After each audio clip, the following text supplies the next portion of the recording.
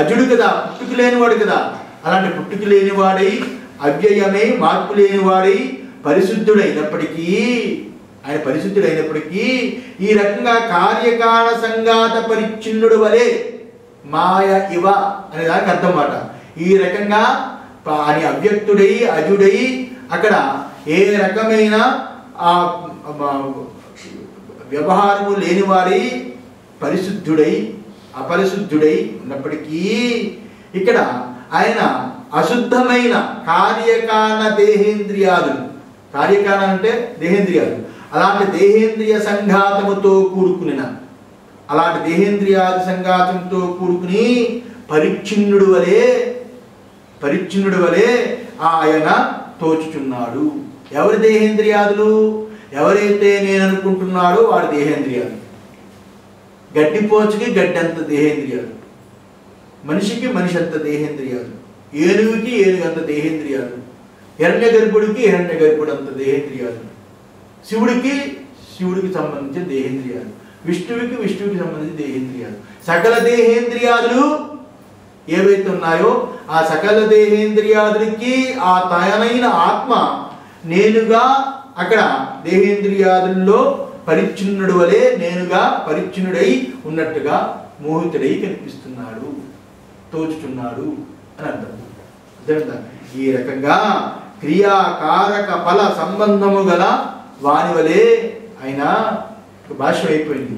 క్రియాకారక ఫల సంబంధమైన ఈ క్రియాకారక ఫల సంబంధమైన సంబంధము వలె అతడు నిజానికి ఏ క్రియాకారక ఫల సంబంధం లేకపోయినప్పటికీ దేహేంద్రియాల యొక్క పరిచ్ఛిన్నము వలె ఏ రకంగా తోస్తున్నాడో ఆ రకంగానే క్రియాకారక ఫల సంబంధం ఉన్నవాడు వలె అక్కడ వేరువేరుగా అక్కడ ప్రపంచం ఉన్నట్లుగా కనిపిస్తున్నాడు.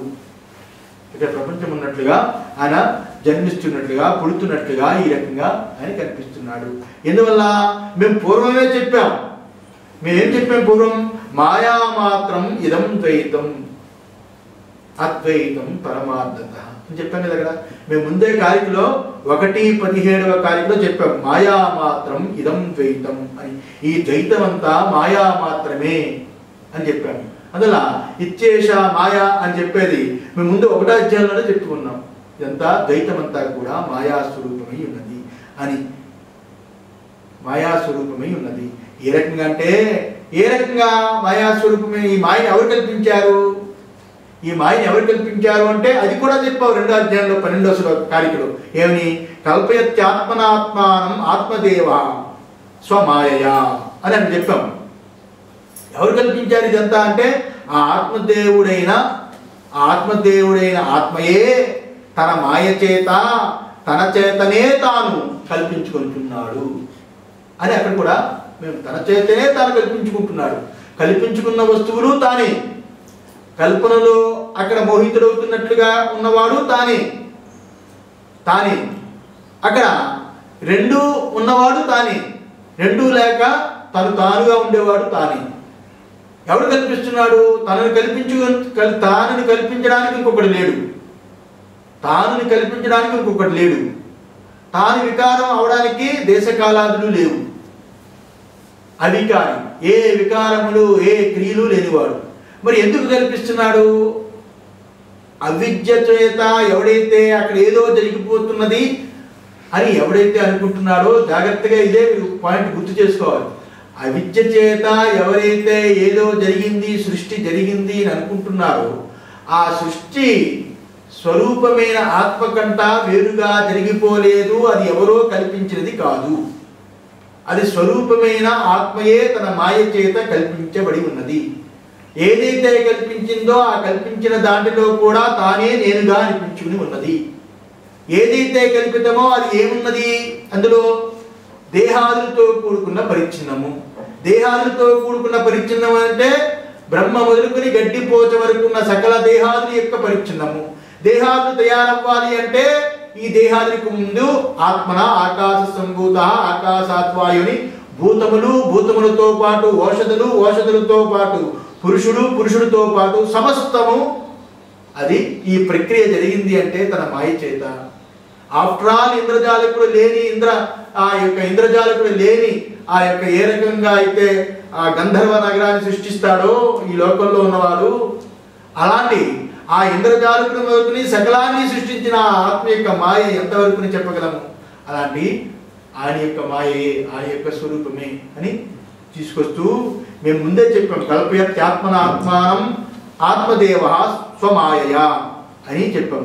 అందువల్ల ఈ మాయయే దేవుడికి దుర్ఘట ఘటనా పటీయసి మాయ అని చెప్పబడింది. మాయా పంచకం దుర్ఘట ఘటనా పటీయసి మాయ అని ఈ రకంగా చెప్పింది. యయా ఇది ఏదైతే ఉందో ఇది తానే ఈశ్వర రూపంగానే తానే స్థితుడి మోహితుడవుతున్నాడు. తను ఈశ్వర రూపకంగానే స్థితుడై, ఎప్పుడైతే మోహితుడు వలె తోస్తున్నాడో ఆ ఆత్మదేవుడు ఆ తాను అప్పుడు ఈశ్వరుడు వలె కారకుడు వలె అని అర్థం. ఈ మాయకు కారకుడుగా ఆయనే అయ్యాడు. మాయ అనే కార్యం లేనప్పుడు ఆయన కారకుడు కాదు, కేవలము స్వరూపమై ఉన్నాడు. అందులో స్వరూపమైన తానే అక్కడ కారణము కార్యము రెండు అయిన ఉన్నాడు. ఇప్పుడు ఇక్కడ ఏమంటారంటే సిద్ధాంత స్వామి వారు ఇప్పుడు ఇక్కడ మాయ అనే పదాన్ని మనం తీసుకోవాలి. మాయా అనే పదం ఏదైతే ఉన్నదో అలాంటి మాయా అనే పదానికి కూడా ఇప్పటి వేదాంతులు ఎవరైతే ఉన్నారో దానిని కూడా వక్రీకరించి ఈ మాయా అనే పదాన్ని చూపించారు. మాయ అంటే వాడు ఏమంటున్నారు ఇక్కడ ఈశ్వరుడి చేతనే కల్పించబడింది అని కదా అంటున్నారు. ఈ యొక్క మాయ ఎవరు కల్పించారు? ఆయనే కల్పించి స్వయమపి మోహిత ఇవ మోహితో భవతి. ఆయనే ఈ జాగ్రత్త స్వప్నాదులతో కూడుకున్న నానాత్వం, ప్రాణాదులతో కూడుకున్న నానాత్వం అంతా ఆయనే కల్పించి ఆయన అందులో మోహితుడవుతున్నట్టుగా తోచుచున్నాడు అన్నప్పుడు ఆ మాయ ఎవరు కల్పించారు? ఆ తాని. అంటే ఇక్కడ వాళ్ళు ఏం చేస్తున్నారంటే ఈ మాయ ఆయనకుంది, ఆయన మాయోపాధి ఈశ్వర, జీవోపాధి అవిద్యా ఉపాధి జీవ అని చెప్పారు. ఈ రకంగా విడదీశారు. ఆ తర్వాత వచ్చిన వేదాంతులు ఇక్కడ సరిగా అర్థం చేసుకోక నా మాయ చేతనే ఇదంతా ఇంద్రజాలకుడి వలె నేను మహామాయావి అయినా నా మాయ చేతనే ఇదంతా కల్పించాను, అందులో ఈ మాయ దాటడం చాలా కష్టం, మమ మాయా దుర్చయ అని చెప్పారు. అంటే మమ మాయా దుర్చయ అంటే ఆ మాయ అయింది, అంటే ఆ మాయ ఉపాధితో కూడుకున్న ఈశ్వరుడు వేరు, వీడు అవిద్యతో కూడుకున్న ఉపాధి ఈ జీవుడు, మాయ ఉపాధితో కూడుకున్నవాడు వాడు అని విడదీసి చూపించారు. అయితే మాయోపాధి ఈశ్వరోపాధి రెండు ఉపాధుల కంటే అన్యుడు ఆత్మ అని చూపించారు, ఆ బ్రహ్మము అని చూపించారు. ఇది తప్పు. మాయ అనే దానికి నిర్వచనం వాళ్ళకి తెలియలేదు. మాయ అంటే ఇక్కడ జాగ్రత్తగా వినండి, బుద్ధి యందు అవిద్య ఉన్నప్పుడు, ఏ రకంగా బుద్ధిలో అవిద్య ఉన్నప్పుడు, అంటే అవిద్య అంటే అతస్మిన్ తద్బుద్ధి, అవిద్య అంటే అతస్మిన్ ఒకదాని యందు ఇంకొకటి అనుకోవడం, అయితే అది కాని దాని యందు అది అనుకోవడం. నేను చెప్పాను కదా, అలాంటి బుద్ధిలో అవిద్య ఉన్నప్పుడు వస్తువు మరొక రకంగా తోస్తుంది, అంతే కదా, వస్తువు మరొక రకంగా తోస్తుంది. అయితే ఈ వస్తువు మరొక రకంగా తోచినప్పుడు ఆ వస్తువు ఏం కనిపిస్తుంది? పాముగా కనిపిస్తుంది, లేకపోతే నీరుగా కనిపిస్తుంది, లేకపోతే వెండిగా కనిపిస్తుంది. ఆ కనిపించే మిథ్యాజ్ఞానము అవిద్య చేత కల్పించే ఆ మిథ్యాజ్ఞానం ఏదైతే ఉందో దానిని మాయా అని అంటారు. ఆ మిథ్యాజ్ఞానం ఏదైతే ఉంటుందో దానిని మాయా అంటారు. అది ఎందుకు మాయ అన్నాము అక్కడ? అదే మాయ అని ఎందుకు అన్నాము? అవిద్య చేత అది కలిగింది, అవిద్య చేత మిథ్యాజ్ఞానం కలిగింది. అంటే మాయ ఏమిటి? లేనిది ఉన్నట్టుగా కనిపించడం, లేనిది ఉన్నట్టుగా కనిపించేది ఏదైతే ఉన్నదో అది మాయ అని అంటాము. ఈ మాయ దీనికి రెండు విధాలుగా చూపించవచ్చు. ఏమిటది? ఉన్న వస్తువే ఇంకొక విధంగా కనబడవచ్చు, ఉన్న వస్తువే ఇంకొక విధంగా కనిపించవచ్చు, ఉన్న తాడే పాముగా కనిపించవచ్చు, ఉన్న ఎండమావియే నీరుగా కనిపించవచ్చు, ఉన్న ముచ్చిపు చిప్పియే వెండిగా కనిపించు, దొంగే దొంగగా కనిపించవచ్చు, దొంగే దొంగగా కనిపించు. ఈ రకంగా ఉన్న వస్తువే మరి ఒక విధంగా కనిపించే దాన్ని ఒకటి అంటాం. లేకపోతే నిజంగా లేని దాన్ని ఉన్నట్లుగా తోచడం అనేది ఒకటి చెప్పచ్చు. నిజంగా లేని దాన్ని ఉన్నట్టుగా తోచడం అనేది ఒకటి చెప్పచ్చు. నిజంగా లేనిది ఉన్నట్టుగా కనిపించేది ఏమిటి? ఇంద్రజాలికుడి యొక్క మాయ. ఇంద్రజాలికుడు నిజంగా లేనిది ఉన్నట్టుగా కనిపించేది. లేనిది ఉన్నట్టుగా కనిపించడం ఏమిటి? పాము లేనిది ఉన్నట్టుగా కనిపించేది. ఈ రెండు రకాలు మాయే, అంతే కదా. లోకంలో ఇంద్రజాలం సృష్టించేది మాయ అంటాము, అలాగే అవిద్య చేత కల్పించేది మాయ అంటాము. అవిద్య చేతనే కల్పించక్కర్లేదు. ఇక్కడ అవిద్య చేత కల్పించేది ఏదైతే ఉన్నదో అది లోకంలో జరిగే మాయ. ఇది లోకంలో జరిగినప్పటికీ అవిద్య చేత కల్పించబడేది కాదు, ఇంద్రజాలికుడి మాయ. ఆ మాయ ఏదైతే ఉన్నదో లేనిది ఉన్నట్టుగా కనిపించడం, లేనిది ఉన్నట్టుగా కనిపించడం, రెండు మాయే అని అంటాము. ఇందులో ఎంత డిఫరెన్స్ ఉంది? మాయ అయినప్పటికీ ఒకటి అవిద్యతో కూడుకొని కల్పించబడి ఉన్నది, తెలియకపోవడం చేత, అంతఃకరణ దోషం చేత, బుద్ధి దోషం చేత అలా కల్పించబడింది. ఇక్కడ ఇంద్రజాలికుడు కల్పించే మాయ ఏదైతే ఉన్నదో అది బుద్ధి దోషం కాదు, బుద్ధి దోషం చేత కల్పించబడింది కాదు. ఇంద్రజాలికుడు కల్పించిన మాయ మనకి తోస్తున్నది అంటే ఆ మాయ అక్కడ మన బుద్ధి దోషం కాదు, ఇంద్రజాలికుడు చేత కలిగిన మాయ కదా. రెండు రకాలు ఉన్నాయి. లేనిది ఉన్నట్టుగా చూపించేవాడు మాయావి, ఉన్నదాని యందు ఉన్నట్టుగా చూడకుండా ఇంకొకలా చూడడం అనేది మాయ. అర్థమైందా? ఇది బుద్ధి మాయ, అది ఇంద్రజాలికుడు మాయ. ఈ రకంగా ఏదైతే ఉందో, ఉదాహరణకి ఇక్కడ రజ్జువు అని తెలియనప్పుడు, ఇక్కడ రజ్జువు అని తెలియనప్పుడు అదే సర్పం అని తోస్తుంది కదా. లేక ఉన్నతాడు కనిపించకపోయినప్పుడు ఇది పాము అని తోస్తుంది. రెండు ఇవి కూడా మిథ్యాజ్ఞానమే. మిథ్యాజ్ఞానం అంటే మాయా, తప్పు తెలివి అని అర్థం, మాయ అని. ఈ రకంగా రజ్జువును సర్పమని గ్రహించడము, రజ్జువుని అంటే తాడిని పామని గ్రహించడము, రజ్జు జ్ఞానము లేమితనము, తాడి యొక్క జ్ఞానం లేకపోవడం ఏదైతే ఉందో బుద్ధి యందు అవిద్యా కార్యమే అయ్యున్నది, అంతే కదా. ఇక్కడ ఏదైతే అవిద్యాదోష, ఇక్కడ రజ్జువును సర్పమని గ్రహించడము, రజ్జువునందు లేనితనం అంటే రజ్జువు యందు లేనితనము అక్కడ పాముగా చూడడం ఏదైతే ఉన్నదో అది బుద్ధి దోషం కదా. అది బుద్ధి యందు అవిద్యా కార్యమై ఉన్నది అని. అయితే ఈ అవిద్యా దోషము చేత బాహ్యమున ఉన్నట్లు తోచు మిథ్యాభాసమే మాయా.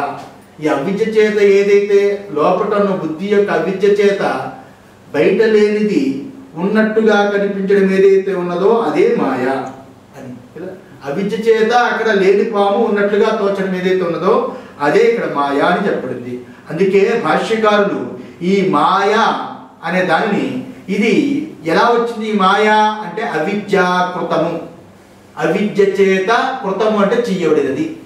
అలాగే అవిద్యా కార్యము, అవిద్యా కార్యం అంటే అవిద్య చేత ఇది కార్యరూపమై దాల్చింది. ఈ కార్యరూపానికి అవిద్యే కారణమై ఉన్నదని అర్థం. అవిద్యా కార్యము, అవిద్యాకృతము అని అవిద్యా కార్యమని, అవిద్యా కల్పితము, అవిద్య చేత కల్పించబడింది అని ఈ పేరు చేత చాలా చోట్ల శంకరాచార్య వారు చెప్పారు. అందువల్ల అవిద్య ఎవరికైతే అవిద్య ఉంటుందో అలాంటి ఉన్నవారికి కనిపించే విద్యా ప్రతీతియే మాయా అనే శబ్దానికి అర్థము, మాయా అనే శబ్దానికి అర్థము. అందువల్ల ఇక్కడ మసక చీకటి యందు తాడు, మసక చీకటి యందు ఏదైతే అంటే మసక చీకటిలో, కటిక చీకటిలో, గాఢాంధకారంలో ఏదైనా అనుకోండి, ఆ అంధకారంలో చీకటిలో తాడి యందు తోచు పాము అది అలా ప్రతీతి అవడానికి ముందు ఏమున్నది? అవ్యక్తంగా ఉన్నది, అవిద్యారూపకంగా అవ్యక్తంగా ఉన్నది. ఆ మసక చీకటిలో అక్కడ పాము అని తోచక ముందు పాము ఎక్కడున్నది? పాము ఎక్కడున్నది? బీజరూపకంగా ఉన్నది, అవ్యక్తంగా ఉన్నది, అంతే కదా? లోపల అవ్యక్తంగా ఉన్నది. లోపల అవ్యక్తంగా లేనప్పుడు వ్యక్తం ఎలా అవుతుంది? పాము అనేది ఎప్పుడూ చూడలేనిది, ఎప్పుడూ మన బుద్ధిలో లేదనుకోండి, అది ఎలా వ్యక్తం అవుతుంది? అది లోపల అవ్యక్త రూపకంగా బీజరూపకంగా ఉన్నప్పుడు, అది ఎప్పుడైతే వస్తువుని వస్తువుగా చూడలేనప్పుడు ఆ బుద్ధిలో ఉన్న పాము, అవ్యక్తంగా ఉన్న పాము అక్కడ తాడు అని తెలియనప్పుడు అదే పాముని వ్యక్తమవుతుంది, అదే పాముని వ్యక్తమవుతుంది. ఇదే వ్యక్త అవ్యక్త స్వరూపమై ఉన్నది, ఇదే వ్యక్త అవ్యక్త స్వరూపమై ఉన్నది అని చెబుతూ ఇదే ఇదే మిథ్య అయిన సర్పము యొక్క వ్యక్తావ్యక్త స్వరూపము. ఇక్కడ వ్యక్త అవ్యక్త స్వరూపం అంటే మాయా బీజము, మాయా స్వరూపము. ఇక్కడ కనిపించేటప్పుడు జాగ్రత్త స్వప్నము రెండు కూడా, జాగ్రత్త స్వప్నము రెండు ఏవైతే కల్పితములైన నానా రకాల ప్రాణాలుగా కనిపిస్తున్నాయో అవన్నీ మాయా స్వరూపము. ఈ రెండు తోచనప్పుడు అది బీజరూపకంగా సుషుప్తిలో ఉంటుంది, సుషుప్తిలో ఉంటుందని అనుకుందాం. ఒకడు ఉంది అంటే అది మాయా బీజము కదా. ఇక మాయా బీజమే మాయా వ్యక్తమే కనిపిస్తుంది. అంటే వ్యక్తావ్యక్త రెండు స్వరూపములు మాయే, రెండు స్వరూపములు మాయే. ఎవరి యందు కల్పించబడింది అని అంటే ఆయన యందు. ఆయన యందు ఈ రకమైన సృష్టి అంతా ఎలా జరిగిపడింది?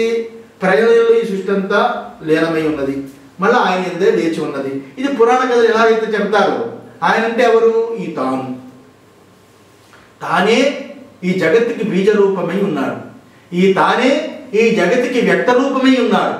వ్యక్తావ్యక్తములకు రెండిటికి తానే కారణమై ఉన్నాడు. అయితే వ్యక్తము అవ్యక్తము రెండు వాటి యొక్క నిజస్వరూపం ఏమిటి? మాయ.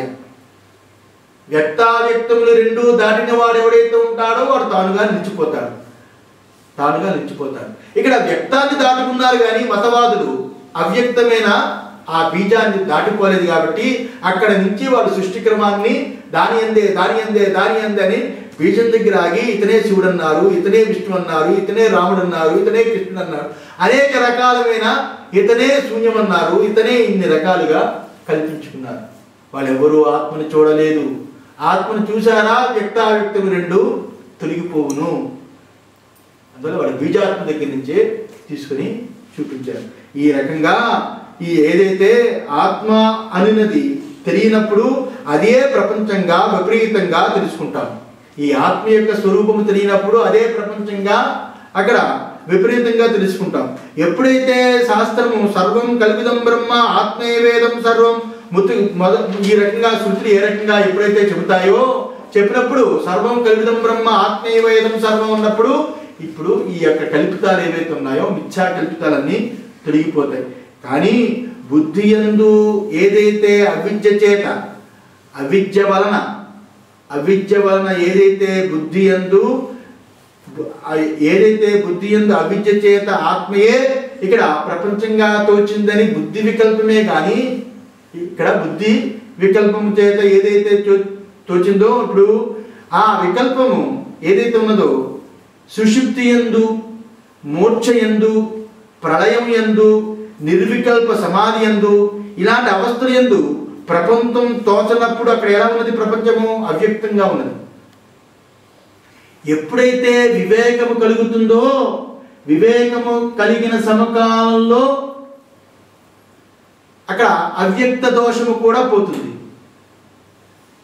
సుషుప్తిని పొందితేనే అక్కడ సుషుప్తిలోనే ఆత్మ ఉంది, సుషుప్తి ఆత్మయే, అక్కడ సుషుప్తిలో అవిద్య లేదు అని చెప్పేసామనుకోండి, అసలు సుషుప్తి అంటే ఏమిటో తెలియాలి కదా.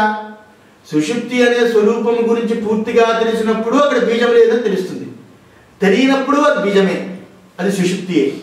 అలాంటి సుషుప్తి యందు, మోక్ష యందు, ప్రళయం యందు, నిర్వికల్ప సమాధి యందు అలాంటి అవస్థల యందు ప్రపంచం తోచనప్పుడు అక్కడ అవ్యక్తంగా బీజరూపకంగా ఉండి ఆ ప్రపంచమే మళ్ళా సమాధి నుంచి కానీ, సుషుప్తి నుంచి కానీ, మోక్ష నుంచి కానీ, ప్రళయంలోంచి కానీ వస్తున్నప్పుడు ఆ ప్రపంచమే వ్యక్తమే కనిపిస్తుంది.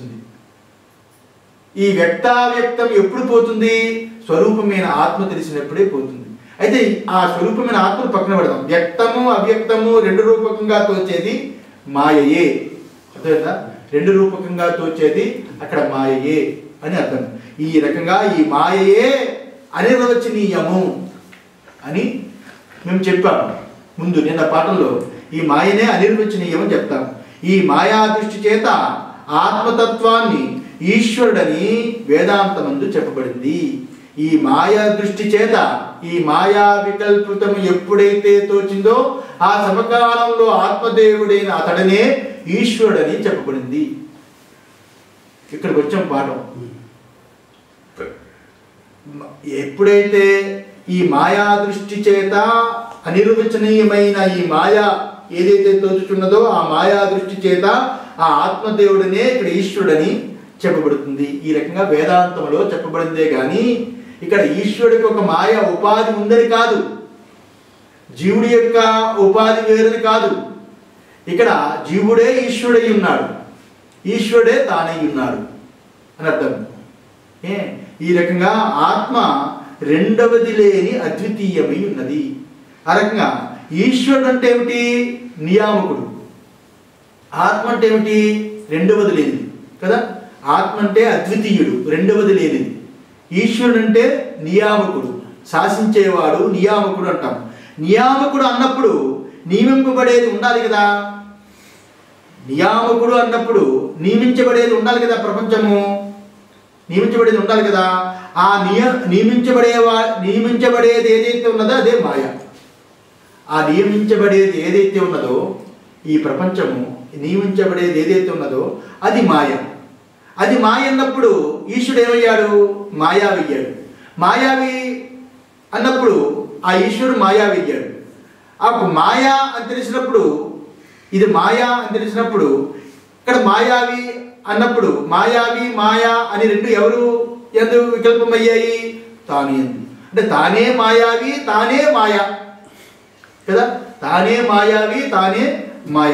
అందుచేత అవిద్యాకృతమైన మాయ యొక్క దృష్టి చేత మాయ యొక్క దృష్టి చేత అద్వితీయమైన ఆత్మయే ఈ మాయా స్వరూపమైన వ్యక్తావ్యక్తములకు ఆధారమై ఉన్నారు. వ్యక్తావ్యక్తములైన ఈ మాయా స్వరూపములకు అద్వితీయమైన ఆత్మయే ఆధారమై ఉన్నాడు. కానీ అద్వితీయ ఆత్మయే ఇక్కడ వ్యక్తావ్యక్తములైన మాయా స్వరూపంగా అనిపించుకున్నాడే కానీ ఈశ్వరుడు అని ఇంకొకటి కల్పించడం కాదు. అది తప్పు. ఈశ్వరుడు అతడు జీవుడు కాదు.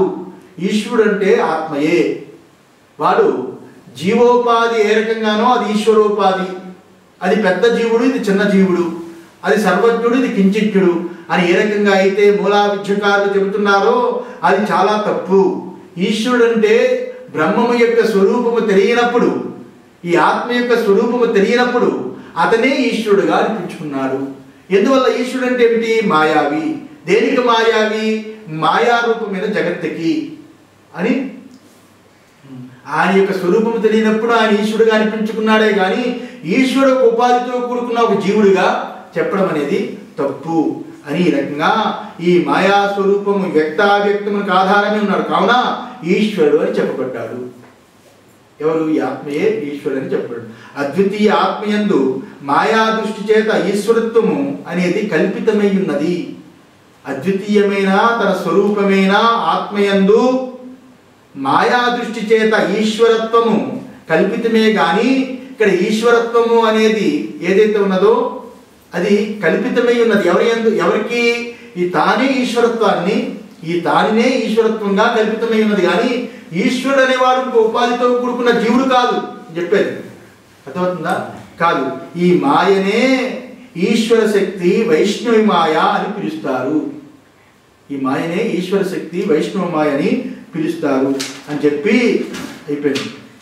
అని చెప్పి ఎప్పుడైతే ఇక్కడ విచారణ ఏమిటంటే ఎప్పుడూ లోపము లేని విజ్ఞాన స్వరూపమైన తన స్వభావం ఏమిటి?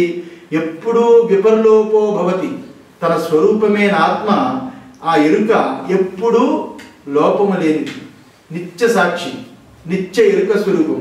అలాంటి స్వభావమైన విజ్ఞాన స్వభావుడికి సకల జ్ఞానము అజ్ఞానము రెండిటికీ అని సాక్షి.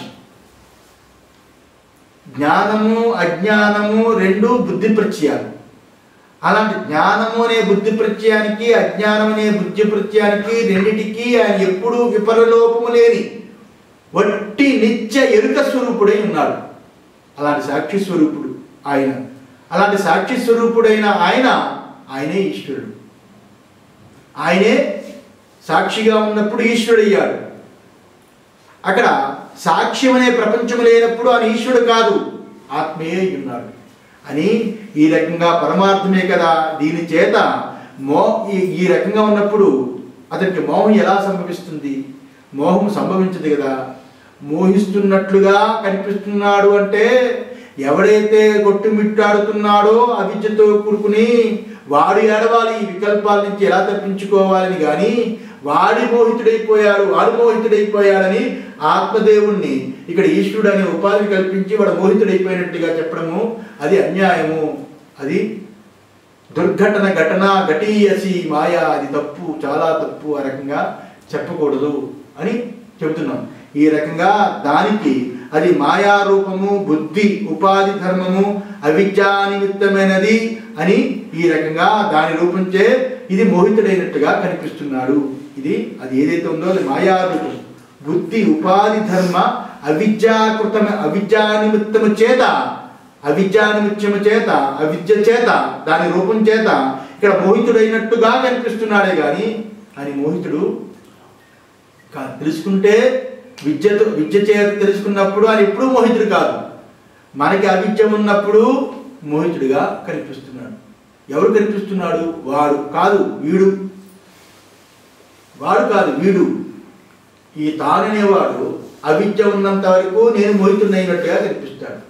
అవిద్య తొలగినప్పుడు అతను మోహితుడు వలే కనిపిస్తాడు కానీ మోహితుడు కాడు అని అర్థం. ఈ రకంగా స్వతహాగా ఆయన ఎప్పుడూ మోహితుడు కాదని చెప్పి భగవంతుడు భగవద్గీతలో ఈ విషయాన్నే చెప్పాడు. దైవీహేష గుణమయీ మమ మాయా దురత్యయ మామేవయే ప్రపద్యంతే మాయామేతం తరంతితే. దైవీహేష గుణమయీ ఘంటసాల. దైవీహేష గుణమయీ మమ మాయా దురత్యయ మామేవయే ప్రపద్యంతే మాయామేతాం తరంతితే. 7-14 శ్లోకం. ఈ రకంగా శంకర భాష్యము దానికి ఈ రకంగా చూపించారు. ఏమిటంటే త్రిగుణములైనవి ఏవైతే ఉన్నాయో, సత్వరజస్తమో గుణములని త్రిగుణమైనవి ఏవైతే ఉన్నాయో అవి నా మాయ, అంటే దైవ మాయ అని చెప్పాడు అక్కడ శంకరాచార్య.